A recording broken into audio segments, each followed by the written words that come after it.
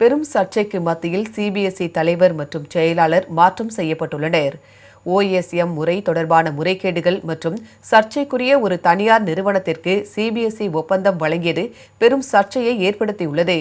இந்த நிலையில் சிபிஎஸ்இ தலைவராக ஐஏஎஸ் அதிகாரி பிரசாந்த் சீதாராம் லோகண்டேவும், செயலாளராக 2008ஆம் ஆண்டு இந்திய தகவல் சேவை அதிகாரியான வருண் பரத்வாஜும் நியமிக்கப்பட்டுள்ளனர்.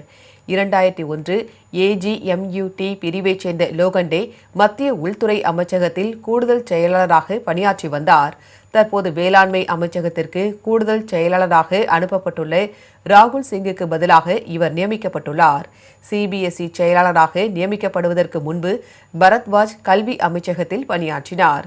இதேபோல் சிபிஎஸ்இயின் புதிதாக அறிமுகப்படுத்தப்பட்ட ஓஎஸ்எம் முறையை ஒரு நபர் கொண்ட குழு ஆய்வு செய்து வருகிறது. மேலும் அது தனது கண்டுபிடிப்புகளை விரைவில் அரசாங்கத்திடம் சமர்ப்பிக்கும் என எதிர்பார்க்கப்படுகிறது.